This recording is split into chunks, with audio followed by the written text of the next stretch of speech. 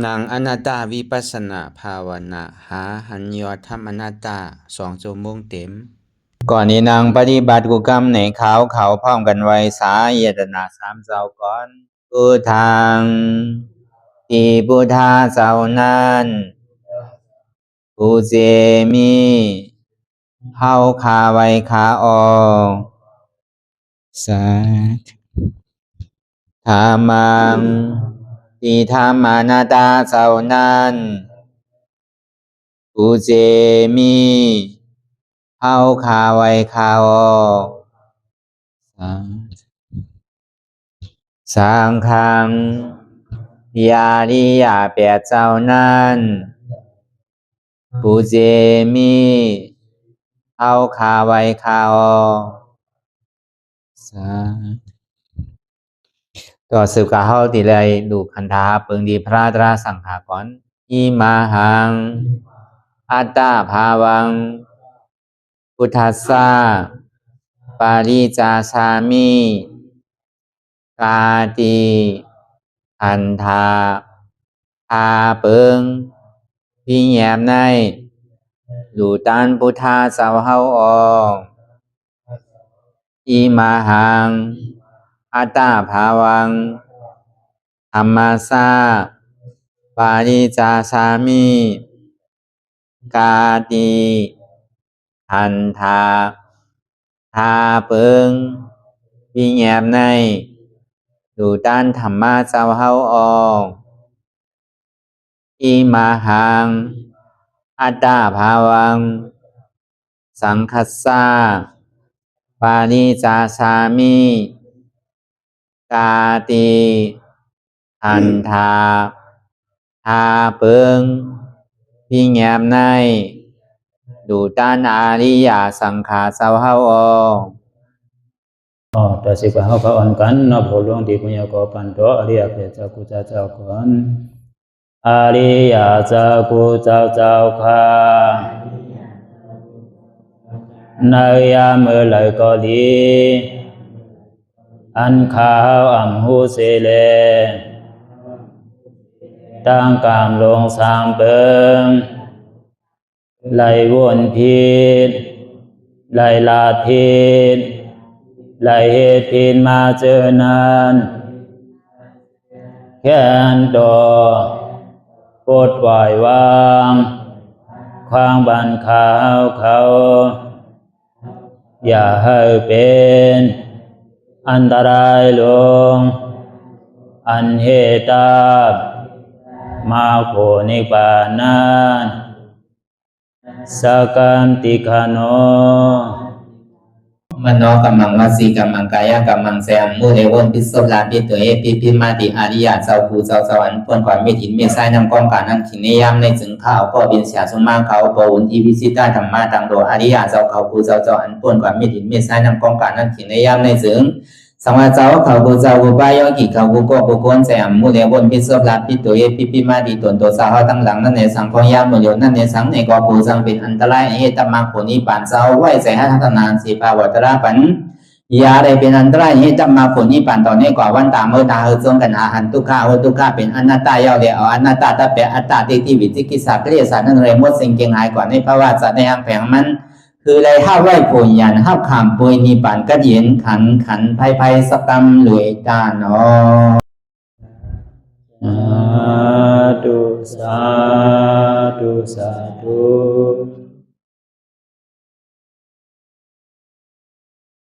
รับหูเนอเปิดหูยามปิญญารับตาเนอเปิดตายามปิญญาอยากตัวดีมันน้อยอย่างถาดใส่เตียนเท่าหูนั่นอันไรเสียนั้นในเตียนมันทุกตัวเกิดขึ้นเปลี่ยนมานั่นคือเอาหมอว่างเปลี่ยนอันหน้าตาเลย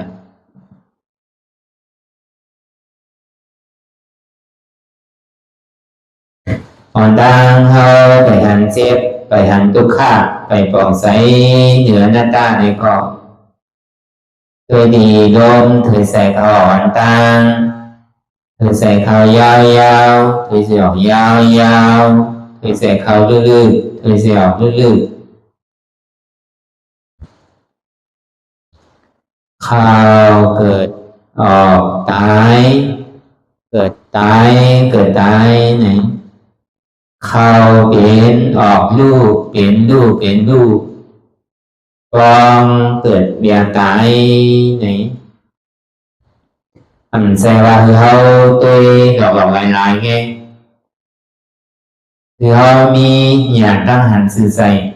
อยากตั้งวนสื่อใส่หันสะพอตีมันนำอุปเปิงไรเอาดังเด่นสิโหต่อไปตีนั่นมีอะไรพองไหลไหนที่ว่าเป็นเฮามีเฮาเตียนเฮาเปิงพองอันสี่สังไรเนี่ยป้วนปีป้วนเดือนป้วนวันมาไหนต่อถึงพองยามเดี๋ยวเนี่ยอันไรเนี่ยก็มันเหมือนเก่ามันมีดอกตังเตียนเรียกลายค่ายกว่าอยู่กูมือกูขิงกูข้าวยามจะว่ามันมีดอกตังเรียกลายเตียนมันเกิงมันมีดอกตังเตียนเรียกลายเตียนมันลูกกว่าปังกว่าจะว่ามันมีดอกตังเรียกลายตีหนุ่มมาปีมา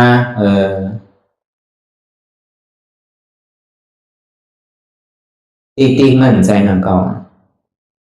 นสองว่าอันนั้นนะมันเป็นเพภัยอันเท่าไรมากเกิดยาวไหนซ้ำดีเท่ายาวไหนซ้ำดีเปลี่ยนยาวไหนซ้ำดีตายมีลองตั้งทบยากันในก็หัวตึงดีมีลองตั้งผ่านยานกันผ่านรีบก็หัวตึงดีเลยผ่านตายมัน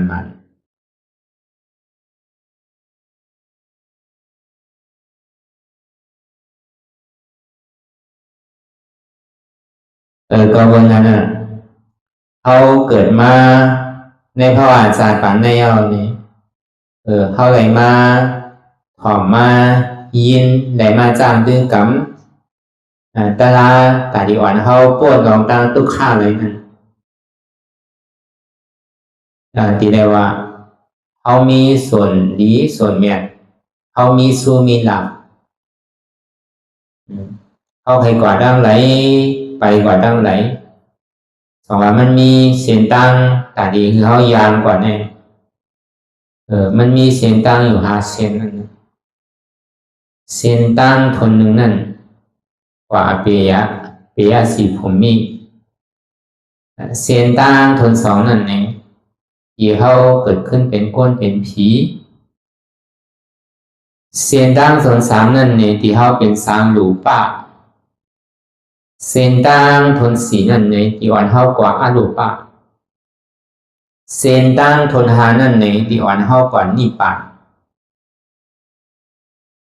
ในเส้นตั้ง5 เส้นนั่นเองเขาดีเลิกกว่าตั้งไหลเนี่ยสังว่าเขาใครก้นลองตั้งเกิดตั้งเท่าตั้งเป็นตั้งตายในก็เขาหลบเลิกเส้นตั้งอันที่มันหมอเกิดหมอเท่าหมอเป็นหมอตายนั่นอันนี้เขาหลบหมอยามซ้อมเสียนตังเตียนำเกิดเท่าเป็นตายเนี่ยเสียนตังอันนำเกิดเท่าเป็นตายในเรื่องละเป็นเสียนตังนิพพานเนี่ยในเสียนตังนิพพานในมันดีอ่อนเฮาโปดในสังสารวัฏทุกข้าคันใส่ลงในกาโมฆะผ้าวอฆะวิโมฆะอวิชชาโมฆะเนี่ยโมฆะลงสีเมเนี่ยในมันดีอ่อนเฮาโปดเพราะเขายามซ้อมเสียนดังแต่ดีกว่านี่ปันนั่นเนี่ยฐานเท่าดีป่นเนี่ยป่นอะไรวะในเสียนดังอันที่เขายามอยู่ยามเศร้าเป็นวันเกิดเมืองนอนเป็นเดือนทั้งอยู่ว่าอยู่สินั่นเองเป็นเสียนดังอะไรเนี่ยเป็นเสียนดังอาเปยะสีภูมิวะเป็นเสียนดังอาเปนั่นนะในเสียนดังอาเปยะสีภูมิเนี่ยก็ห้องว่าตุกติปุงสัตตะเรฉัน1เอกตา2อสุรกาย3นาลาย4เนี่ยเดี๋ยวเนี่ยมันเป็นเส้นตั้งเป็นวันเกิดเมืองนอนเท่านั้น อันเฮาไหลมาเกิดเป็นก้นนั่นเฮาขยันลองดีก็ดีลองให้ก็ดีขยันสั่งในก็ป้อมเป็นก้นนั่นนั่นจังเลยเฮ็ดไรวะสองอันเฮามาเกิดเป็นก้นนั่นพอมาวนทัดสามตัวเมื่อเดี๋ยวเต้ในก็เฮาว่าอายุก้นมันถึงปากในก็มังเผามังปอในก็เฮายังจังหลงจังดื้อนี่เลยว่าอาบเหมือนเฮาในอาสากยาวน่ะนำน่ะตีเตี้ยก็มาสอนในเมืองผีนั่นเนี่ย1 วันในเมืองจตุมหาราชิกานั่นเมืองผีผงที่1นั่นอันคนผีสีเจ้าเขาผู้เปิดนั่นเนี่ย1 วันเขาเนี่ยเป็นอยู่50 ปีเมืองเขาอ่ะแต่เขาหาที่ในได้ในเกาะ30 40 50วันนั้น60ในนำก็60ไปเนี่ยบอกว่ายังตึกเป็นวันปลายของเมืองจตุมหาราชิกาอ่ะประมาณแต่หนึ่งในเมืองจันตาวติงสาเนี่ย1 วันเขาเนี่ยเป็นอยู่ปากปีเมืองเขาอ่ะย่ำไปถึงวัน1เมืองผีทน2เดือนเนี่ยอาสากลเขาปากปีเนี่ยเป็นวัน1เขาไว้ว่าขับรามตามคืนกว่าเอาตั้งแต่เมืองเขาว่าจตุมหาราชิกาใน1 วันเขาเนี่ยเป็น50 ปีเมืองก้นหน่อย1 วันจตุมหาราชิกานั่นนะ1 วันตาวติงสาจันผีทน2ในเป็นอยู่1 ปากปีเมืองก้นหน่อยก็แม่1 วันจันยาหมานั่นนะครับเป็นอยู่2 ปากปีว่ะเมืองก้นว่ะในจันตุสีตานั่นเมืองผีปุ่งที่4นั่นเนี่ย1 วันเขาเนี่ยครับเป็นอยู่4 ปากปีเมืองเขาอ่ะนิมมานราตีนั่นเนี่ยจันผีทน5นั่น1 วันเขาเนี่ยครับเป็นอยู่8 ปากปีเมืองเขาอ่ะก็ได้เมืองผีปริมีตสวัสดีนั่นเมืองผีจันทน6นั่นอันนี้ครับเป็นอยู่เหง6 ปากปีเมืองเขาอ่ะอันนี้เขาว่าจันเมืองผีไงเมืองสางในแค่นาซาขันยาวอยู่ทำอันมันสูงสุดนั้นมีอยู่80,000 เสียงกำพานอ่ะขึ้นก็ฮอดจอดถึงตีเมืองนี่สัญญานาสัญญายตนานั่นตีวิรายเสเขาอยู่นั่นอันนั้นได้ก็ต่อง่ายๆอย่างเก่าตาดีพึกฮอดกว่าถึงดีเมืองปุ่นได้ก็เมื่อปานพุทธาคัมพระเป็นเจ้าเฮานั่นอันเป็นเจ้าทอดเจ้าเมียดขึ้นกว่าเป็นเนสัญญานาสัญญายตนานั่นมีอารายเสอุตกายเสติวิรายเสเขาว่าน่ะกับปานพ่อเฮายามเดี๋ยวในขั้นท้ายเหตุการณ์ตาดีกว่าเป็น3ที่เอาในเฮ็ดก่อนกว่าเฮ็ดก็ฮอดจอดถึงใน2มันมีเนี่ยมันมีปริวาเตตอนนั้นกับปันพุทธาคัมพระเป็นเจ้าในยังมีอยู่3สูงเลยนะ3ป้าเลยนะอันยามเป็นเสียชุมาพระเป็นเจ้าเฮามาเหมือนหนังติวิรายเสในเป็นปู่พระเป็นเจ้าก็ว่าเป็นเสียของปอนพระเป็นเจ้าในก็ว่าเป็นเจ้าเคยมีน้องกันอันนั้นติวิรายเสนั้นก็ว่าจอดถึงดีเมืองในขันธา5เปิงเนี่ยมันมีอย่างเดียวก็ว่าอาสามันเนี่ยมีอยู่80,000 เสียงกำพาในกำพาเขาอยู่มันเยอะเนี่ย80,000 เสียงปอกว่ามันง่ายๆอ่ะพระเป็นเจ้าก็มาเป็นเหมือนสู่แสนป้านำเลยเสียเมถินเมษายนำกองกลางนำหาสมุทราในก็อาสามันเนี่ยย่ำไปหมดว่ะยังตึงมีอยู่นั่นพระเป็นเจ้าก็ซ้ำจังกับช่วยเอานำเก่าว่ะ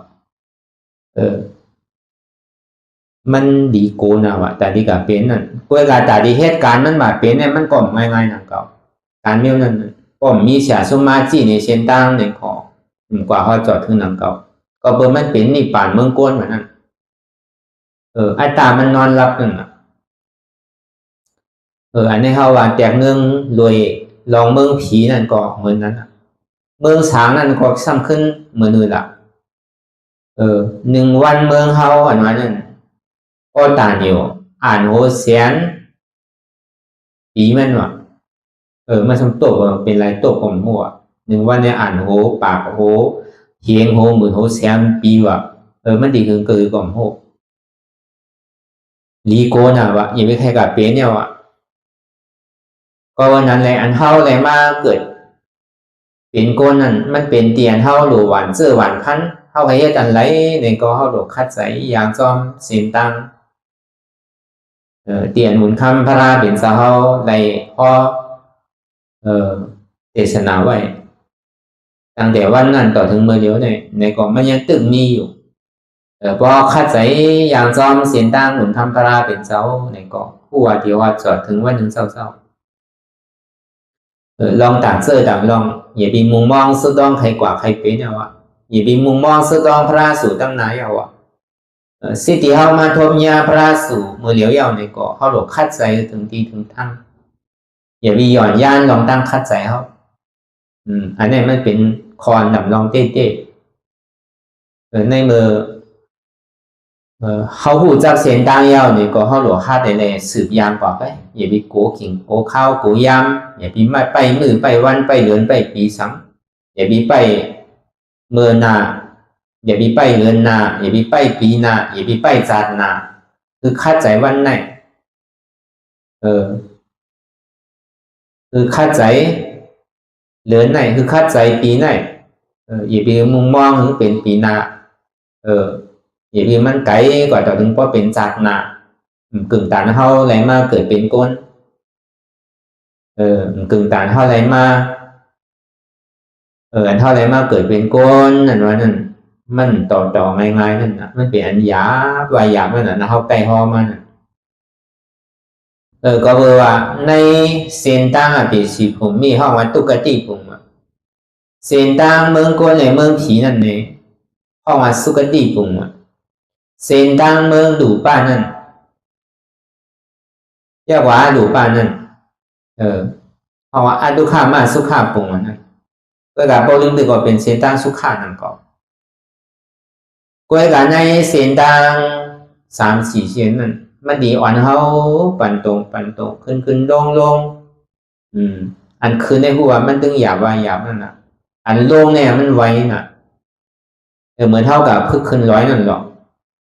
ฮัลโหลขึ้นกว่าพอจอดถึงดีปลายดีจิกดี100อันนั้นมันต่อง่ายๆอันลงเนี่ยมันไวว่าไวอันขึ้นเนี่ยมันหยาบว่าหยาบว่ะก็วันนั้นเท่าดีนั้นขึ้น100จันสูงไว้ในก่ออย่าไปเอากองนักเรียกไว้ว่ะปล่อยพาว่างแบบมั่วเสียงว่ะมีสั่งอะไรขึ้นกันในสั่งถูกเลยเปิ้นว่ะมันดีเจ้าว่าจอดถึงดีตั้งยังงั้นนั่นนะก็บอกว่าเส้นตั้งในหาเส้นในเส้นตั้ง4เส้นนั่นมันดีวันเหลือปันอยู่ดีๆเนี่ยตายเป็นก้อนอยู่ตายเป็นช้างหรือเปล่าก็เองก็หมื่นก็แสนก็นี้แต่ดีปอกขึ้นมาเป็นผีเนี่ยก็ดีมีกล้อง10ก้อนเนี่ยดีปอกขึ้นมาเป็นก้นก็ดีมีกล้อง10ก้อนเนี่ยนั่นก็เดือเสียนั่นแน่กว่าเปลี่ยนสิผมมีเสียงว่ะพอกู้สู่เสียงยาวเนี่ยก็มันเท่ากันนอนหอเทว่ะพอเงินเอาเสียงยาวเนี่ยก็เป็นดูออกนะก็มีเงินจ่ายกันเปิ้นก็อันเท่าไรไว้แต่ดีกว่าเกิดขึ้นเมื่อสางหนูป้านั่นเลยสังแต่ดีกว่าเป็นผีนั่นเลยสังนั่นแน่เหมือนหนังเข้ากว่านอนหอเตะองหรือเศร้าโจเก็บโจข้าวอ่ะเหมือนเท่าตึงมีเงินน้ำอยู่ในแต่ก็ใครนอนเป็นผีเป็นเดินขาดเป็นผีมันก็ไผ่ว่าสังนักก็เพราะเขามีเงินจ่ายวันเปิ้นนู่นน่ะกู้สวนที่เขาเลยเฮ็ดไว้เนี่ยมันเหมือนหนังเขามีเงินแต่ดีกับซื้อนอนเนาะสำหรับกู้สวนหมดสุดสิ่งกว่ายาวในซึ้งเงินหมดแล้วน่ะบอกว่าเปิ้นปันเขาอยู่ดอกเอาไว้ๆอ่ะคือดีหรือว่าปอเพิ่นเก่า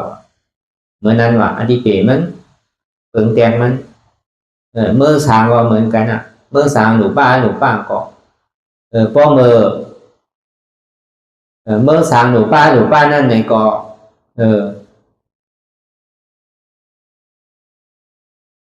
เฮ็ดได้ง่ายวะไรเนี่ยหยาบวะมันสำลูกง่ายวะก็บอกว่ามันไรเพราะมันดีดูง่ายกว่าดีเฮ็ดอยู่ก็มีอาโจสำนะเฮ็ดก็สมัยเฮ็ดง่ายได้ง่ายอยู่ก็ ก็การอะไรทำอะไรอย่างวันนั้นดูสมาดูง่ายวันนั้นบอกมามันอะไรเท่านั้นเมื่อนั้นนั่งเขาสองว่าเท่ามาเกิดเป็นก้นนั่นไหนผู้กาขันอำลงมุงมองสุดองพระเป็นเสาสู่ตั้งไหลตั้งแล้วกับปันพอยามเหลียวหน่อยเนี่ยเขาก็เลยมาทบยาพระเป็นเสาก็ธรรมะพอสั่งคำสอนของวุ้นคำพระเป็นเสาเนี่ยก็ยังตึงมีอยู่ใน80,000เสียงนั่นแนววิธรรมะ42,000เหงสู้ดันดา21,000เหงวินัย21,000เหงนั่นอันนี้ในปรับในดิกในซ้ำในอินเทอร์เน็ตในโซเชียลด้วยนั่นเนี่ยก็มันก็มีข้อมูลไว้เช่นในภาษาไทยภาษาไทยภาษามันภาษาพื้นภาษาอังกฤษเป็นเช่นไหนเปลี่ยนเป็นย่อมย้ำศาสนาพุทธคำพระเป็นเจ้าเนี่ยก็เป็นก็เก็บไว้อยู่อันเป็นย่อมย้ำในอันเป็นต่างศาสนาเนี่ยก็เป็นก็เก็บไว้อยู่นั่นก็ว่าโอ้มันหายนั่นเพราะว่าในปัดในดิกในลายนั่นเนี่ยเพราะว่าขิงขาข้าวยำมันเนี่ยมันหมดหมดเพื่อพอเก็บในไว้ในเครื่องในจักนั่นเนี่ยก็มันก็ตึงมีไว้อยู่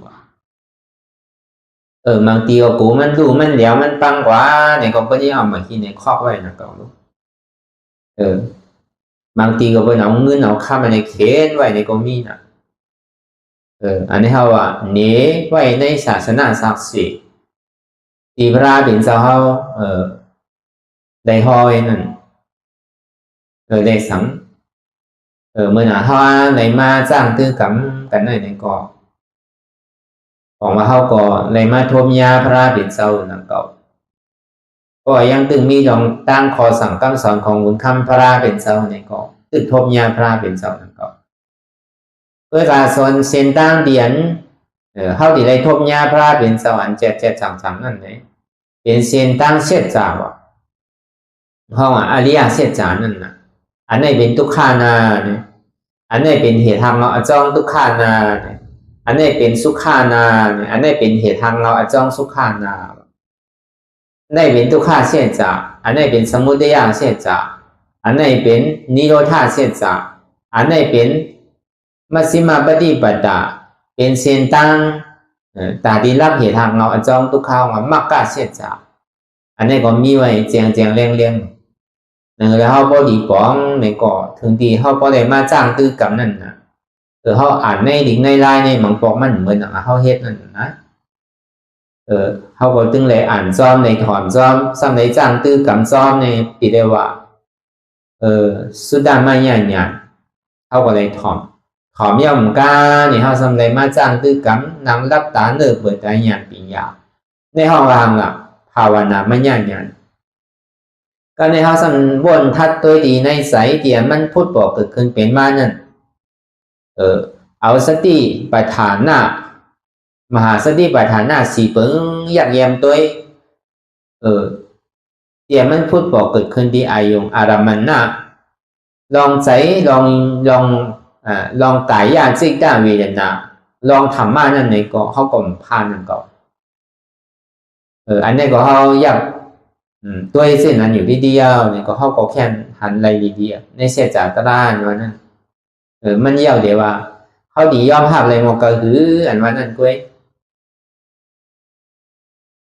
ก็นั่นแหละตัวพระเป็นเจ้าเขานั้นรู้สัมมีกลุ่มซื่อหล่ะเนี่ยสองมาพุทธคำพระเป็นเจ้าเนี่ยมีกลุ่มอยู่เกาเปิดอันนั้นนะเตียนเฮาใกล้ใดถอมในยินอันเฮาใกล้ใดย้อนอันอรหังสัมมาสัมพุทโธวิจารณะสัมปันโนสุขโตโลกาวิตุอนุตตโรปริสัทธรรมสารถีสัทธาเทวมนุสานังพุทโธภควาติในมีอยู่เก่าเปิงกลุ่มโตโกป้านวันนั้นกลุ่มพระเป็นเจ้าเก่าเปิงว่ะก้อยกาในกลุ่มพระเป็นเจ้าเก่าเปิงนั่นในอรหังเนี่ยก็เป็นญาณเก่าอ่ะสัมมาสัมพุทธะเนี่ยก็เป็นญาณเก่าอ่ะวิจารณะสัมปันโนเนี่ยก็เป็นญาณเก่าอ่ะพุทธะคำพระเป็นเจ้าเนี่ยเป็นญาณอ่อนโอเชิงๆว่ะจังว่าอรหังสัมมาสัมพุทโธอรหังเนี่ยอรหังอันว่านั้นอรหัตมรรคนั่น ตัดแปดกิเลสสาลงนั่นก็เบอร์ได้หันถึงอรหัตธรรมมาเงี้ยนี่แหละอรหัตธรรมมากันอย่างนี่นะเอาอย่างอรหัตธรรมมาเลยตัดแปดกิเลสสาลงนั่นเนี่ยพอจอดถึงที่อรหัตธรรมโผนั่นเอาอย่างตัดแปดกิเลสสาลงอันนี้เขาว่าเป็นเจ้าวิญญาณนั่นนะพระเป็นเจ้าเนี่ยก็วันนั้นเนี่ยเกิดเขาว่าตีเลยมาจ้างตื้อกับตลาเนี่ยก็เอาปิญญาศีลาสมาธิเอาปิญญาอ่อนโหสมาเอาสติกว่าสุสีตัวใจจึงใสนั่นนะเอาสมาธินั่งเรียกพอดีนิ่มตัวนิ่มใจนั่นในก็อย่างจอมสมาธิอย่างนั้นนั่งเรียกที่มีญาณมีญาเกิดขึ้นไรนี้เดียนวันนั้นในก็ที่ได้เอาสมาธิที่สมาสังกัปปะอันนี้มันเป็นเส้นทางแต่ดีวันเขาพอจดถึงนี่ป่าดีกันเย็นวันสองวันเปิดลงมันในกิเลส30ตัวนั่นในก่อนที่ได้เอาอัตตาเด็กที่นั่นนะกวายไปจะว่าหรือเอากวายเสียงตัวสองว่าเขาหรืออันไรเขาหรือเอากวายอันไรเขาหรือทิ้งซิมวันตั้งในก็เขาหรือเอาวันนั้นวันตั้งจะว่าเอากากูเซอร์กูลองนะ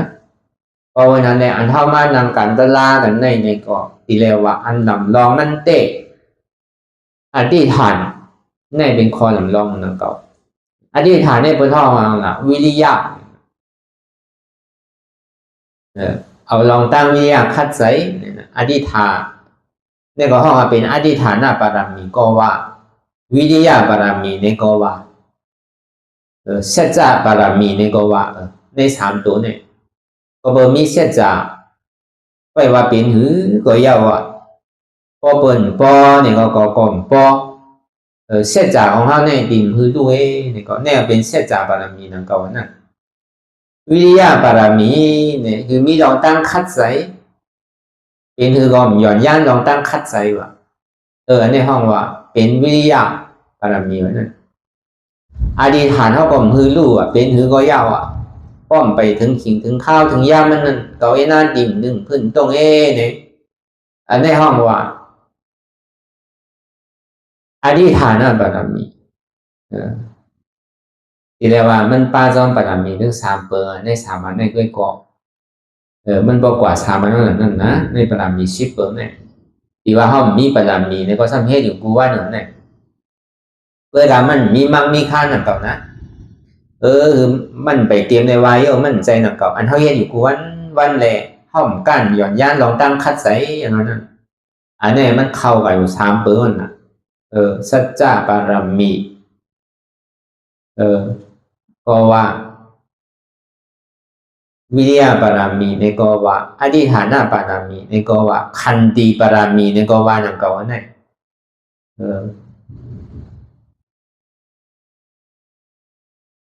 เนคขมาบารมีในก็ป้านนั่นก็ในคออันวิริยะในก็เกาะมันก็แจกเหว่าอะไรหานนั่นก็นั่นหาตัวในอะไรเดียวนั่นนะก็ในศีลบารมีเนี่ยทิ้งใจดีทิ้งชั่วดีทิ้งตัวดีอันนี้เขาว่าศีลบารมีนั่นนะ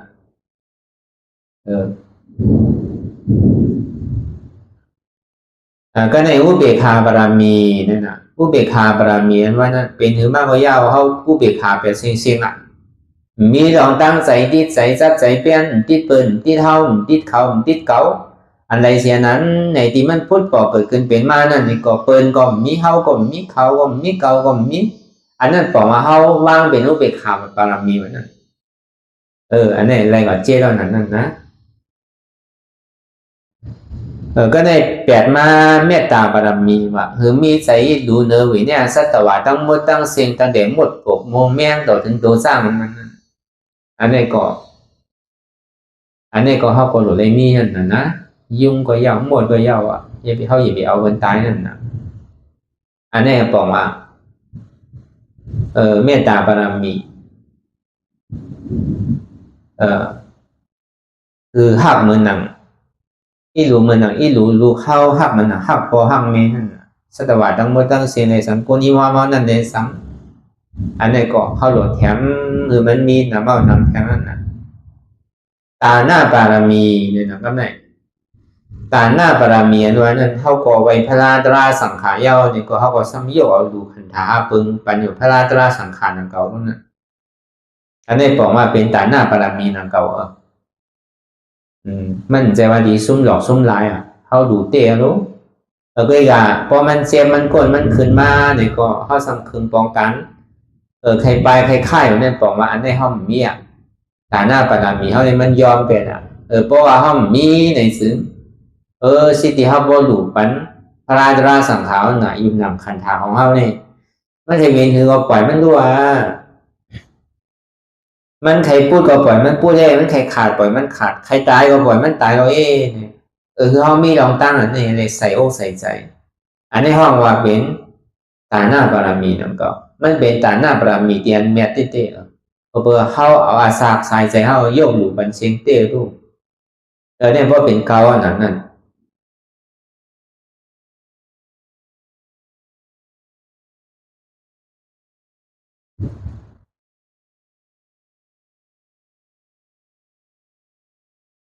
ในบารมี10 นั้นพวกเข้ากับเกานะถ้าในปัญญาบารมีนะครับเนี่ยอันเข้ามาเฮ็ดสมาธิที่สมาสังกัปปะวาอยู่กูวันนั้นลองตั้งหันเฮาอันวันนั้นหึงหมันแม่นแลเนี่ยสมาธิที่หันทุกขะสมาสังกัปปะวนว่าทุกขะเดียมันพูดบอกเกิดขึ้นเป็นอยู่นั่นมันเป็นอนัตตามันใจตัวเฮาใจเฮาใจเจ้าเฮาใจผิดเปิ้นเป็นที่เราบ่ให้อนัตตาอันนี้เฮาว่าเป็นปัญญาบารมีสองอันในบารมี10 นั้นที่เรียกว่าพอเอามาวนทัดสามตัวดีในซึ้งที่เรียกว่าเหตุการณ์อยู่กูว่านั่นแหละมันเป็นบารมีที่เหตุกรรมเหลวอะไรเตรียมทนถึง10ไงพอเอามาวนสอนด้วยดีๆก็เฮาว่าก็วันนั้นในอันเฮาว่าได้มาสร้างตื้อกรรมอยู่พยายามมือเดียวไหนเขาวนลองตัวในก็มันจะว่ามันวนกว่าหลอกอะไรนะอันเขาวนทัดสามตัวจังเด็ดที่โหต่อไปติ้นเขาอันว่านั้นอันว่ามันใจตัวเขาในสองมันเป็นเตยอยู่เนี่ยสองมันใจเตยอยู่เนี่ยคอสั่งคำสอนของบุญคำพระราเป็นเจ้าห้อยนั่นพอเขาเอาตาเนื้อตัวในซึ้งให้อย่างทำมันซ้ำหนุ่มไม่เฉยๆเนาะอยู่ทำเท่ามากดิเตี้ยเนี่ยมีหูกอหนกมีตากอโมมีเขียวกอวางมีเนื้อมีหนังกอเหี่ยวลูกหยาบดังหยาบไปหยาบลูกกอข้างหนังกอข้างเนี่ยที่หุ่นข้ามพระราเป็นเจ้าว่าใจตัวเฮาอันว่าเนี่ยถูกเตะมานเตะเมียนเตะซื้อใจเตะเป็นแดนเตะเป็นอันสั่งถูกเลยมานซื้อใจเตะลองตั้งเฮาวนทัดสั่งตัวที่ในตัวเฮาเตียนมันใจของเฮาอันนั้นสองมันเป็นตารางนั่นเป็นตารางซ้ำเป็นตารางอะไรล่ะเนี่ยที่เรียกว่ามันเป็นกายานุปัสสนาสติปัฏฐานนั่นน่ะมันใจว่ากายาได้เข้ายามกว่ายามมาไปกว่าไปมาได้มาด้วยกูขิงกูเข้ายามมือไปมือกว่ามือซุกมือไปอันนั้นแต่มันใจเป็นกายานุปัสสนาในปรมัตถ์เพราะนั้นเป็นเนี่ยเป็นอยู่เวลามันเป็นกายานุปัสสนาสติปัฏฐานในปีเงียบนั้นมันอยู่ในสุตตันตะเปลี่ยนว่าอะไรมาสร้างตื้อกรรมหมดเนี่ยมันอยู่ในอภิธรรมาวะในสุตตันตะเนี่ยมันกลับกายโดยลองล้อก้าวในอภิธรรมาหน้าเนี่ยมันต้องกลับกายโดยลองล้อกุตราวะล้อกุตระเนี่ยมันเป็นนี่ปากนอนล้อกี่ยานนั้นมันจังไรฉากนั่นน่ะเนี่ยมันเป็นสมัย5ไปนะมันแจกเพไว้ใช่ไหมพอห้อมบ่นถ้าตัวดีเนี่ยมันอีสุนสารกันแบบนั้นนะสองว่าอันเขาเลยมาบ่นถ้าสั่งตัวเดียนตัวทบกันเดียวอันวันนั้นอยากตัวในตั้งแต่ที่โหต่อไปติ้นอันนี้ก็มันก็แจกเพไว้2อันนะตัวหันในตัววันนั้นก็อันเขาเพื่อกันอยู่กูวันตั้งแต่ที่โหต่อไปติ้นหัวหลงเงาพึ่งมันได้ก็หนึ่งเลยเขาบอดีย่อมเข้าในสั่งถูกแรงวันนั้นตัวเขาใน2มันเป็นของเขาเตี้ยวเนี่ยถึงดีว่าเขาหันปองแจงแรงใจดีว่าใจตัวของเขาเตี้ยวเนี่ยเปิดห้องมันอะไรเตี้ยวเนี่ยมันเป็นกองทุกข้าลงเนี่ย มันกึ้มเนี่ยเป็นตัวข้าขันใจอ๋อดีว่าอนัตตามันใจตัวเขาเนี่ยใจเดียวเนี่ยในพอปล่องใจแรงใจในกว่าเย้าในซึ่งในมันเป็นกายานุปัสสนาสติปัฏฐานใจว่าเฮาวนลองตัวเนี่ยมันใจเป็นตารางวันนั้นใจซึ่งก็เป็นตารางซึ่งปรามีที่10 เปิง10 ป้าเตียนเขาอยากอยู่กูมือกูขิงกูข้าวยามนั่นเนี่ยก็มันก็ที่เก็บซิมไว้บรรเทาจริงๆนะวันหนึ่งเจ้ามาเนี่ยพอมันเต็มมาดีๆเอาเนี่ยก็มันล้วนมาก่อนเรียบร้อยนะไปล้วนเด้อก็ก่อยๆหยอดใส่พออิดป่องนำก็คือมันป่องเก๋เข้าใจนำก็คือเข้าใจเก๋แค่เดิมผู้สังลานั่นน่ะเฮ็ดอยู่ผู้มู่ซ้ำเฮ็ดอยู่ก็ป่องเงอที่เงินนะความป่าที่ห้องว่านะเงออัตตาเป็นเก่านั่นเก่าเงอเนี่ยพอมีเงอก็มีเก่าพอมีเก่าตึงมีเงอนั่นนะจังว่าเอานำเงอเก่าออกเอาเก่าออกนั่นนะพอเอาเก่าออกก็เก่าเงอน่ะพอเอาเงอออกก็เก่าก็เมี่ยน่ะพอเอาเจี๊ยบออกก็เก่าก็เมี่ยพอเอาเก่าออกก็เจี๊ยบก็เมี่ยเป็นเดียวกันนะอันนี้เฮาว่าลองตัวกันลองใจก็หนังนั้นหนังเก่าว่วนใจหันลองใจอันนั้นเมื่อหนังใจเฮาว่วนสังอยู่นี่ก็เฮาดีกว่าอู้เปิงพองมันได้กวยกาเฮาอู้เปิงพองมันได้อยู่สีตานี่ก็คือเฮาหู้หันตั้นจอมเตียนมันว่วนอยู่ใจเฮาเนี่ยมันว่วนอยู่นะเพราะมันไปเสียเนี่ยเหมือนลิงเนาะเบียนกิ่งนึงเอาจับกิ่งนึงว่วนก้อนนึงเอาจับก้อนนึงว่วนวันนึงเอาจับวันนึงว่วนเมืองนึงเอาจับเมืองนึงอันตรงว่วนกว่ากาวาการเป็นมีขอบมีเหรียญน่ะก็เอามันวานเป็นขอบกวยกาคือเฮาหู้หันตั้งจอมว่าอ๋อใส่เนี่ยมันตึงว่วนตั้งหลังอยู่เนาะสมามันว่วนลองตั้งหนังอยู่ในเกาะอย่าไปว่วนเลยเนี่ยมันว่าอะไรเพราะมันว่าอะไรเนี่ยก็เฮาก็ดีได้คู่หันว่าอ๋อตั้งหลังป่นมาเนี่ยก็คู่ว่ามันสุดยอดนั่นเนาะเดี๋ยวขึ้นไรก็มันใจลงเนี่ยอีกกลุ่มกาว่วนอยู่ก็คู่ว่าติ่มเมียเจ้าบุญตาเจ้าเก่าสังว่ามันคู่ไรในเสตาก็ตานมันดีว่วนน้ำเนี่ยก็คู่ว่ามันดีว่วนเก๋มากมันดีมีอย่างปียาเกิดขึ้นมากนะก็ในสังว่ามันว่วนตั้งหลังเนี่ยก็ตั้งหน้าเนี่ยมันถึงว่วนเมียวใจว่าเนี่ยมันว่วนมันเป็นไรหรอกมันใจมากินนั่นนะก็กาผู้ว่วนถูกปักถูกปึ้งคือผู้จอมลองอันตั้งว่วนก็ยังหนังเก่าเฮาดีกาจี้สั่งคือมันว่วนอันว่าแต่ก็มันตึงเป็นไรก็วันนั้นมันกะว่วนลองตั้งนาเนี่ยก็มือฟูมาเนี่ยดีเวนหือไผดีพูดอะไรเลือนนามาบีนามานั่นไผดีพูดอะไรดีเวนหือเฮากลุ่มกะว่วนลองตั้งนาที่ไหนซึ่งเหมือนหนังกวนตึกนอนหลับว่ะถึงดีมึนตามาเนี่ยก็หายหมดมีสังเหมือนนั้นก็หนังเก่าพอพูดเรื่องนั้นเนี่ยในซื้อต่างดีวนนำก็มันดีวนเกนั่นนะมันก็กวยเข้าใจมากลอยๆเอาลูกก็ได้ทำหันอยู่แจงแรงเตียนเท่าหาของมือเดียวเนี่ยยังก็บ่นว่าหันอยู่เราบอกหลายๆก็เหมือนหนังเมียวเลยแต่หันหนูพัดเอาหนูนั่นน่ะพัดดึงหนูนั่นน่ะเหมือนหนังเสือกว่าหันขวางหันหันหันวัวหันควายเนี่ยครับพัดเอาวัวเอาควายแบบนั้นหันอยู่บัวเนี่ยเหมือนหนังเมียวอันมันโหลกินอันว่านั่นเนี่ยมันสัมผัสกินวันไหนมันเนี่ยเป็นเชื้อโรคเป็นสังซีโรคนะ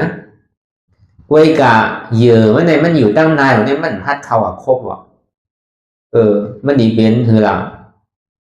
มันดีเป็นเหมือนหนังเสือกูม้าห้าสังซีกูม้าห้ามันดีเป็นที่นั่นแปลนะเมียวอันมันโหลกินมาทำกูเขาไหนมันใครเหมือนดีวุฒิพระราบินเจ้าเฮาไหลฮอไปอันห้อมกึ่งเทิกหน้าอย่าไปใครไรใครเป็นอันวันนั้นเมื่อนั้นหมาป่านั่นน่ะหมาในนั่นน่ะซ้ำใครไรคุณสั่งชี้นั่นน่ะ มันก็ห้องว่าเก่าอะไรเมื่อเนี่ยว่ามันทำเป็นหมามันทำเป็นเมียวหมาปู้สั่งซีมันเป็นสั่งซีแม่ถ้าเป็นน้องหล่อร้องเจ้านั่นนะหล่อร้องเจ้าในถ้ามีน้องอยู่4个อ่ะมีน้อง4ตัวอ่ะน้องยิงตัวหนึ่งว่ะน้องใจอยู่3ตัวว่ะก็เลยมันจะมีทำไว้ทำให้ทำเป็นทำมันว่ะเวลาหมาเนี่ยมันจะก็อยู่ตั้งเนื้อนั่นน่ะมันก็อยู่ตั้งเนื้อแล้วมันจะอุบจอมสั่งซีเมนั่นน่ะอุบลองตั้งสู้ตั้งสังนั่นอันนี้ก็เบอร์มันมีลองมาจ้องนั่งเก่าอ่ะเหมือนนั่งกาปันพลาเป็นเจ้ามันจะเป็นลูกอันก้นตัดขนโหคุณออกข้ามเขานั่นน่ะใกล้เข้ากว่าเสียงกับหันนั่งจุ้มนั่งอยู่ในหอยมันทางนี้น่ะลูกมันใครนั่นน่ะตำแหน่งป้องใครนะในใจมันดีเลยมาเปียสันตาว่ะเปียสันตานี่พอขาหลุมอะไรนั่งในหอได้ก็ขาหลุมติ่มขามกินข้าวดีตายอ่ะเนี่ยแบบมันใจเมียวนั่นน่ะพอมันก็ย้อนมาวันนี้แฮมตายก็นั่นก็เมียวอันห้องกึ่งเทิงเนี่ยเดียวเนี่ยแบบมันก็ซ้ำตายเต้วันนั้นถึงดีกว่าไว้สาถึงบุญข้ามพระเป็นเจ้าพระเป็นเจ้าถึงที่ใครลองพุทธุพระเป็นเจ้าเขาเป็นคุณสามชี้นั่นมั่นใจในพระอาจารย์ในกุ้ยว่าลูกใจมือในเมียวอันกึ่งเทิกในก็มันซ้ำใครเนี่ยเมียวเขาเป็นจันเตี่ยมเขาซ้ำใครก็อันจันสูงอันวันนั้นมันกึ่งเทิกเนี่ยเหมือนมันเป็นหมาป่าหมาในอยู่นั่นนี่ก็อันนี้ก็ใครคุณสามชี้น่ะก็เบอร์นั่งสามชี้เนี่ยก็เบอร์มันดีไอนะวะดีไอตัวมันเนี่ยไม่ใช่ดีไอย้อนนั้นหมาเนี่ยมันอุบมันแบบกึ่งเธอที่เนี่ยว่าเขาก็ซ้ำหุ่มเล่นเซลนั่นนะว่าเป็นอยู่เนื้อเขาว่าเป็นผีโดนอะไรป้อมเอาเนี่ยเขาดีตายโย่เขาเนี่ยถูกมันดูเขาซ้ำหุ่นนั่นนะถึงดีปีใจ3ก็ตัวปอกมาเนี่ยใครเนี่ยปีใจมันก็ในเขาก็ถามว่ามันอยู่ในนั่นนะก็เบอร์มันมีเงาไอ้เลยมันจะอยู่ตั้งเหนือนั่นนะเขาก็ห้องมันเลี้ยนกว่าเนี่ยเอาโคเขากับทิมใส่ทำนั่นเลยเอาตายแบบ1 ตัว2 ตัว3 ตัวอ่ะก็เบอร์เขามียานปิญญานั่นนะก็ในหน่อยรองพระราดินเจ้าตึกกว่า5 ตัวเถิดในเลยปอกมาจากนี้มาถามมาอีสังหลังไหนมากองตายกันที่ไหนน้องยิงจากนี้ใครเนี่ยวะพอน้องยิงใครเนี่ยเนี่ยก็หน่อร้องพระเป็นเจ้าเนี่ยก็บ่มีหยานเป็นยาวอ่ะเมียวหมาว่าได้ก็มันดีอยู่เนื้อเฮาอะไรก็ไม่ใช่เนี่ยว่าชื่อก็ทำมันเนี่ยมันดีเป็นหมันนะเพราะว่ามันได้ลาดกว่าแมวเสียมันกว้างกันนั่นนะก็เบอร์นั้นแหละชื่อก็มันดีอยู่ในอ่ะก็ได้คุณหน่อร้องเฮาถึงนี้ห้องพอห้องเสียงเอาเนี่ยก็เบอร์เสียงหน่อร้องเอาเนี่ยมันแห้งหนาเป็นคุณสั่งชี้เนี่ยเอาม้าเนี่ยใจขาดตายแบบว่าอันนี้ก็เฮาว่าก็เบอร์เฮาตลาดเนี่ยมันหายากลองตั้งอันไหนเลยเฮาก็จะดีเอามาพอลองวุฒิเมื่อบานพระเป็นเจ้าห้อยนั่นกันในก็เมื่อนั้นนังเก่าพอหันอยู่เฮาก็บ้วนจอมก็เมื่อนั้นน่ะเฮาหันก็เฮาดีเลยบ้วนจอมนั่นน่ะอย่าไปอยู่ดอกอยู่ร้ายนั่นน่ะหาการคือมันเฮ็ดไว้เสียของว่าเฮาไม่หาการตลาดแล้วก็ในวนกว่ากาวาการเป็นสำคัญว่าในก็มันสร้างถูกว่าอันวนโดดได้หันในโดดได้วนจอมว่าก็ในวนกว่ากาวาการเป็นมีขอบมีแหลนใจเนี่ยเพราะว่ามันเป็นที่ไหนที่เที่ยวในซื้อย้อนเบอร์สังไหลใจเนี่ยเพราะเป็นแต่ในตันเด้อป้อมทิ้งกุ้มจิ้มสังไหลในย้อนเบอร์ว่าการมันใครเป็นหรือในก็เป็นกว่ากาวาการเป็นมันมีลองตั้งแรงลายข่ายกว่าติ๊กลองตั้งวนตั้งหลังในสังตั้งนาในสังลองตั้งวนหยุ่มหันในสังลองตั้งหันหยุ่มวนในสังลองตั้งวนกว่ากาวาการเป็นอยู่นั่นในสังในอันไหนมันกึ่งว่าย้อนไปว่ามันกึ่งในคือ มาโหใจเดียนเขาวนนั่นอ๋อเป้ทุกขาใจเป้ขานใจอันนี้เป็นทุกขานะว่ะก็ว่าสังหลานี่ก็บอกว่าใจนั่นในกล่อมผู้เปิดพองอันหนึ่งอะไรนั่นเก่ามันเป็นอนัตตาว่ะอันนี้พอเขาวนลองใจในเอาในซื้อในมันเป็นอยู่ละจอมมันเป็นตาลาอยู่ห้าเนี่ยเป็นตาลาอะไรล่ะจิตตานุปัสสนาสติปัฏฐานก็ว่าสิ่งดำไม่ใหญ่ใหญ่เลยก็ว่าอันนี้เขาว่าลองใส่ตัวใจจะหันตัวใจหันในใจมันกำในเนี่ยกูเอาเนี่ยมันมีน่ะ1 วันเนี่ย1 ขิงเนี่ยกลางในเจ้ามาทำเป็นปึงหนึ่งกลางวันมาเป็นปึงหนึ่งคำไม่เอาเป็นปึงหนึ่งตอนหนังพ้นน่ะมันใครโตก็โตแดดใครออกก็ออกลมใครมาก็มาทางใครห้องก็ห้องต่อ1 วันเนี่ยมันยังเป็นเหมือนในเสียกลางในเจ้ามาไหนอาผลดีโตอาพอดิ่มเหิดหัดถึงเบื้องเลี้ยงมาเนี่ยทำเหิดนำเก่าก็มีอยู่แหลดไม้มาเนี่ยกึ่งกลางผลมาเนี่ยก็มีนำเก่าก็เปิดสภาวะที่มันเป็นอยู่ในมันยังเหมือนเก่านะตอนหนังตัวเขาในก่อนหนังนั้นนำเก่ามังขิงมังข้าวมังย่ามเนี่ยก็เปียวมนเซ่อมังขิงมังข้าวมังย่ามเนี่ยก็ทุกข้าคันใจดีใจหุบใจให้ให้ห้องให้เว้ยการมังขิงมังข้าวมังย่ามเนี่ยก็ดีดูให้ดู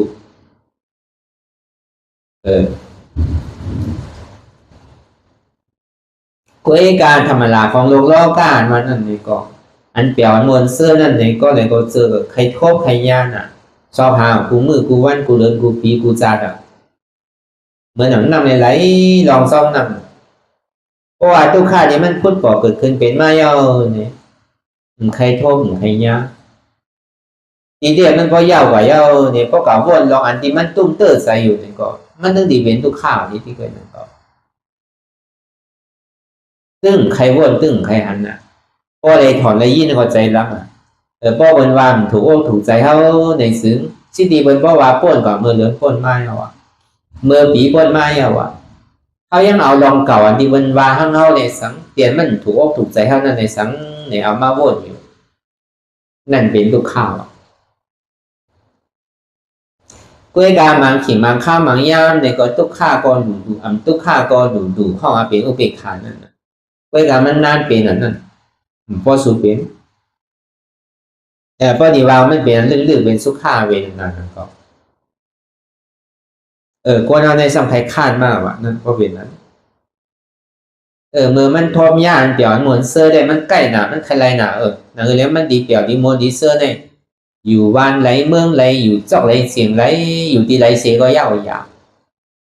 สอบหาสอบกว่าสอบไปสอบแอวสอบเลยนั่นเลยที่ไรม่านเปียวมวนเสื้อนั่นเลย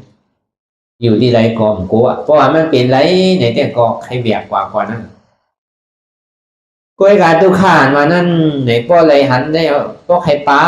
ไกลว่าไกลให้ไปอ่านโหชิบอ่านโหปากอ่านโหเฮงอ่านโหล้านอยู่จะนามันกล้วยการไปแต่คือในจอมมันพ่นไรกองใส่ไปคือก็ต้องหนีโทมย่านหนังเก่าทุกข้าในเหมือนหนังเล่าเรียนจ้องโกนเท่านั้นเขาจำถามว่าเขาเนี่ยไปอะไรตอนหนังเมื่ออันพ่นมาตีบนวายเยาในเตียนห้องป้อใส่นั่นนี่เขายังเอามาวนหนุนมันปกกว่าไก่เอานั่นเขายังเอาตื่นมาเลยเอามาเป็นทุกข่าวทีเดียวได้ห้องปล่อยมันแค่น่ะมันเนี่ยพอปล่อยเขาเป็นทีไรก็คือเย้าในนั้นเย้าเพื่อการห้องเย้าเนี่ยเขาเอามาตื่นเอามาติ๊กเนี่ยอันนั้นก็เพื่อก็เพื่อห้องหู้นั่นนะก็ในก็ลองตาราวาเนี่ยครับลองตั้งอันเขาวนลองตั้งเวทนาในก็จองมันเป็นตารายอยู่เนี่ยเป็นกันเปลี่ยนชื่อละลองตั้งอันเปียวเหมือนเสื้อเนี่ยพอมาวน1 ขิง1 ข้าว1 ย่ำก็เหมือนกันอะไรเจ้ามั่งมาปอก็เหมือนกันมังก็เนี่ยก็ดีอยู่ ใจดีใจเปี่ยวใจมนอยู่เว้ยการบางคนเนี่ยก็ใจเหมือนนี้ใจสุภาพผู้พ่ายน่ะมันก็เหมือนกันอ่ะ1 วัน1 ขี1 ข้าว1 ยามเนี่ยก็เขาเลยดียุ่งไว้เสียตั้งแต่เจ้าถึงคำเนี่ยก็ไม่เป็นไรลูกเมื่อยุ่งก็ยุ่งเมื่อตู่ก็ตู่นั่งเก่าก็เมื่อว่ามันเป็นสภาวะของมันเนี่ยเว้ยการเขาอย่าไปไหลลองซ้อมมันอ่ะอันเปลี่ยวมวลเสื้อน่ะมันแค่มากก็ก็ยาวอ่ะอย่าไปกันเนี่ยจมว่ะมันเหมือนหนังเป็นยานสู่โลงเหมือนนั่นอันเปลี่ยวมวลเสื้อนั่นเขาจางลงตัวลืมคิงเขาจางถังใหญ่ตัวเขาจางถังเล็กตัวเบิร์นว่ะอันเปลี่ยวมวลเสื้อนั่นในอย่าไปเนี่ยจมว่ะก็เบอร์ว่ามันอยู่เจ้าหึงไรหนักเก่าว่ะอันทุกข้านี้มันพูดบอกเกิดขึ้นเป็นมานั่นในก็อย่าไปครึ่งกลางโกว่ะมันก็อยู่เจ้าอะไรหนังเก่าว่ะกล้ามพยายามมันดีกว่าที่อนุเบกขาที่มันพูดบอกเกิดขึ้นเป็นมานั่นในอย่าไปครึ่งกลางข้านว่ะนั่นก็มันอยู่เจ้าของอะไรหนังเก่าว่ะกล้ามพยายามมันดีกว่าทุกข้านั่นในก็อ่ำมันกึ้งสุขข้านั่นในก็อ่ำมันกึ้งทุกข้าดูอันทุกข้าดูนั่นก็มันกึ้งก็แปลว่ามันกึ้งในใดมันเป็นทุกข้าว่ะก็แปลว่าทุกข้านั่นนำอุปเปิงพองงำเหนือมันไหลในจังที่ว่าเป็นอนัตตาอุปเปิงพองงำเหนือมันไหลอันเท่าหมอวนทัดสางเสริมในห้องอ่ะเวนานุปัสสนาสติปัฏฐานอันนี้เป็นตารางเฉียนเอานะก็ในถึงที่เขาหุบสู่หัวหมดสุดสิ่ง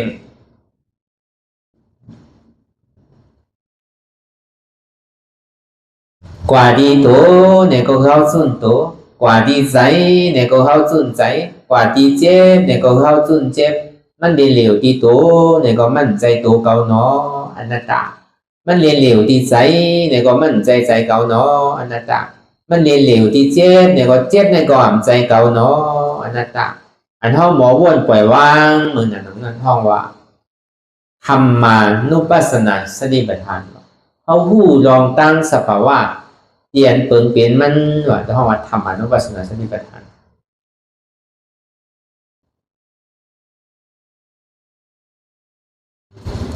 ก็ในเข้ามาในตัวปรามาเต้เนี่ยอันห้องนั่งรับตาหาอยู่พ้องยามเหลียวเนี่ยคืออันสังหละคืออันเจ็บว่ะเจ็บแกนต้องตอดเน็ตซานสันไว้คมแตกอันเจ็บแกนต้องตอดเน็ตซานสันไว้คมแตกเนี่ยมันเกิดขึ้นดีไรนะมันเกิดขึ้นตีกายานุปัสสนามันเกิดขึ้นดีตัวเขาในว่ะดีเลยว่าเป็นตัวเขาก็ห้ามใจอันเขาวนตัวในเตียนเขานั่งอยู่ในไปห้องว่ากายยาวว่ะแต่พอห้องนั่งเขาสื่อดีหันนู้อ่ำใจหัวเก๋าอ่ำใจขาเก๋าอ่ำใจต้อมเก๋าอ่ำใจยาวเก๋าเนี่ยมันเป็นอนัตตาอันนี้เป็นกายอนุปัสสนาสติปัฏฐานเพราะมันใจตัวก็เป็นทางหลักมันเป็นสภาวะอยู่ว่ามันสืบเป็นสืบรู้สืบเป็นสืบรู้ว่าเจ็บเนี่ยมันใจว่ามีเป็นคือเป็นสอบเป็นว่าเป็นลักว่ามันสืบเป็นสืบรู้ที่กว่านั้นนั่นนะห้องว่ามันใจตัวเก๋ามันเป็นอนัตตามันเป็นยุคนั่นน่ะเป็นยุคทัดแค่ว่าก็ในเดียนถ้าพูดว่าใจเจ็บใจแสบใจไม่ใจแก่นเนี่ยก็ใจเนี่ยก็อ่ำใจเก่าอนัตตาเพราะมันใจเก่ามันเป็นอะไรเป็นนามทัดว่านามทัดช่างเป็นหืออันวันนั้นเจ็บแก่นต้องต่อเนี่ยสารสั่นไว้โคบไตเนี่ยเป็นทัดลมว่ะอันไม่กัดอุ่นหนาวเนี่ยเป็นทัดไฟว่ะอันนั่งอ่อนแข็งเนี่ยเป็นทัดลิ้นว่ะอันจับยายจิ้มหยอดเป็นลูกนั่นเป็นทัดน้ำว่ะมันเป็นสภาวะธาตุดินน้ำลมไฟเคยว่าใจอันว่านี่มันมีว่ามันเป็นอนัตตาอันห้องหมอวนทัดสางเสริมในห้องว่าเจด้านุปัสสนาสติปัฏฐานก็เลยเกาเจ็บเกาแสบเกาไม่เกาแก้นเกาในมีเจ็บในมีเนี่ยพวกเกามีทำเป็นอะไรเป็นเวทนาธาตุว่าทุกขาเวทนาสุขาเวทนาอุปาขาเวทนานั่นห้องเวทนาธาตุว่าอันในห้องว่าเวทนานุปัสสนาสติปัฏฐานว่าเคยเจ็บเหมือนในเจ็บนั่นก็เลยธรรมานุปัสสนาสติปัฏฐาน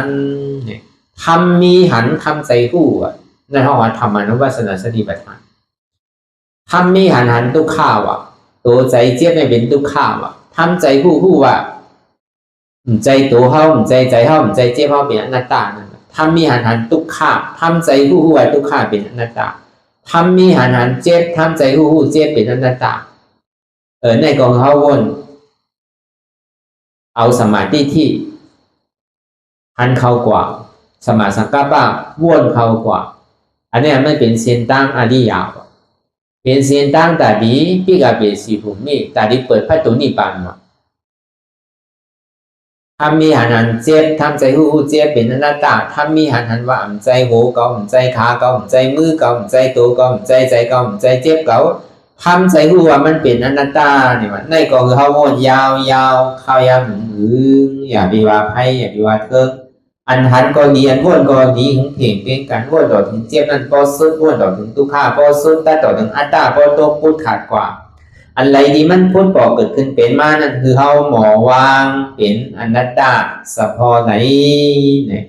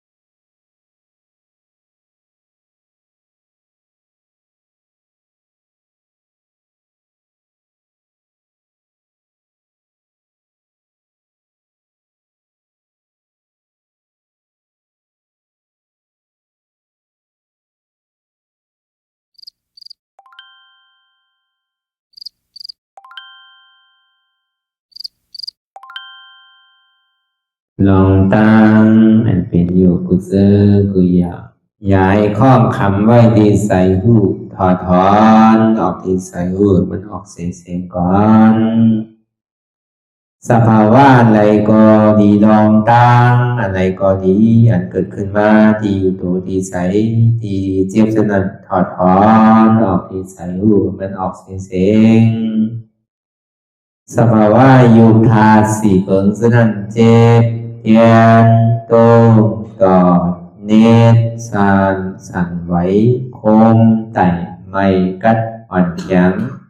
สู้ตุนทรัพยายจึงอยากเปลี่ยนดูสภาวะยุคธาตุสี่เปิงสนั่นตีหนังธาตุกว่าผู้ทรัพย์ตีอัตตากว่ายึดว่ามีโตมีใสมีเจ็บสนั่นเอาบ่วางเป็นอนัตตาไหลลองแสนพ่องปิวอยู่อันเฮาว่นลึกว่นเลยอยู่เป็นเดิมเป็นลาวอยู่ซึ่งในสาวถอดถอนออกตีใส่หูมันออกเสียงก่อนยอมกึดยอมออกยอมลงอันเฮ็ดให้เฮายินดียินให้เสื่อมอารมณ์เสื่อมถึงใสถึงคอไว้ตีมันยืดไว้ตีมันเป็นทุกขานั้นควรปล่อยวางออกที่ใส่หูมันออกเสียงก่อนลองเสื้อเป็นทุกข้าเลยลองย้อนถึงใสหลายๆอย่างมันเกิดขึ้นมาตีตัวตีใสตีเจียบสนั่นควรวางย่อเสียงก่อนก่อยค่ายย้ายลายหนึ่งพื้น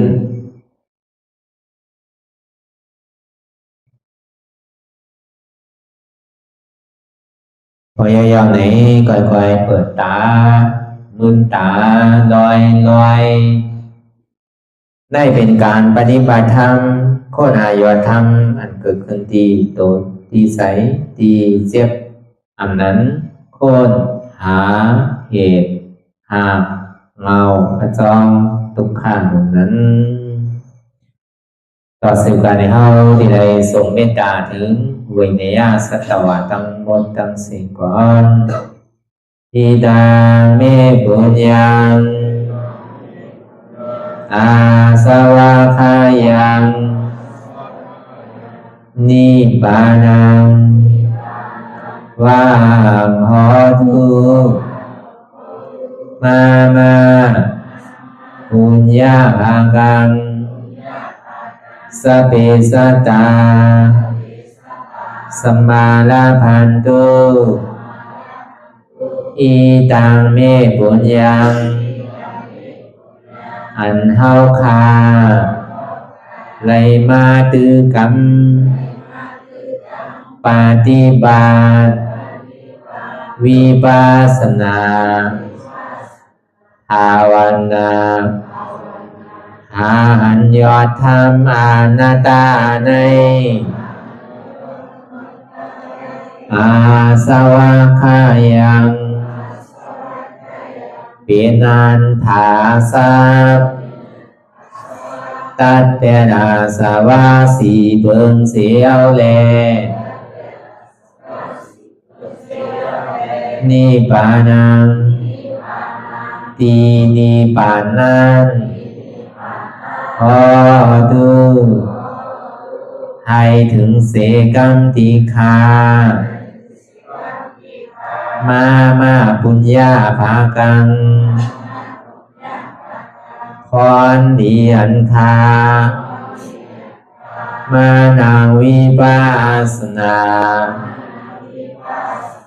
ภาวนาทรงยืนปันสเปสัตตานังเอวปอเมสลาญาติกาดึนเคเจอเคได้ก็แลจากว่าสัตวาทั้งสิ่งดังดวงนั้นสมาลาพันตุอะไรพรดีนำกันตั้งเฮาคา ตังสิงสกัมติคาโนสาธุสาธุสาธุ ต่อสิกว่าเขาก็อ่อนกันนับหัวหลวงที่ปุญญาโกปันโตอริยเปเจ้ากูเจ้าก่อนอริยเจ้ากูเจ้าข้าในยามเมื่อไหร่ก็ดีอันข้าวอ่ำหูเสเลตั้งกามลงสามเปิงไหลวนพิษไหลลาดพิษไหลเหตุพิษมาเจอนานแค้นดอกปดปล่อยวางความบันขาวเขาอย่าให้เป็นอันตรายลงอันเหตุตามาโผนิปานันสกัมติคาโนมโนกัมมังวสีกัมมังกายกัมมังแสมมุเรวนพิศลาปิตัวเอพิมาติอาริยะเจ้าภูเจ้าสวรรค์พ้นความเมตินเมสายนำกองการนั่งขินนิยามในจึงข้าวก็เป็นเสียสมมาเขาปวุนทีวิสิตาธรรมะตังโดอาริยะเจ้าเขาภูเจ้าสวรรค์พ้นความเมตินเมสายนำกองการนั่งขินนิยามในจึงสังวาเจ้าเขาภูเจ้าภูปายอกิเขาภูก็ภูกวนแสมมุเรวนพิศลาปิตัวเอพิมาติตนตัวสาวตั้งหลังนั่นในสังพยามโยนั่นในสังในกอภูสังเป็นอันตรายเหตุมรรคผลนิพพานเจ้าไหวใส่ให้ทัศนานสีภาวตระปันยาได้เป็นอันตรายให้จำมาผลนิพพานตอนนี้กว่าวันตามเมื่อตาเฮจงกันหาหันทุกข้าทุกข้าเป็นอนัตตาเยาเดียวอนัตตาตาเปอัตตาติวิจิกิจสัพเพเรศานั่นเลยมดสิ่งเก่งหายกว่าในภาวะสัตว์ในอังแผงมัน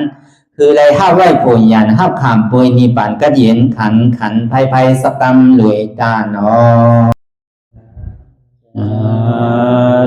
สาธุสาธุ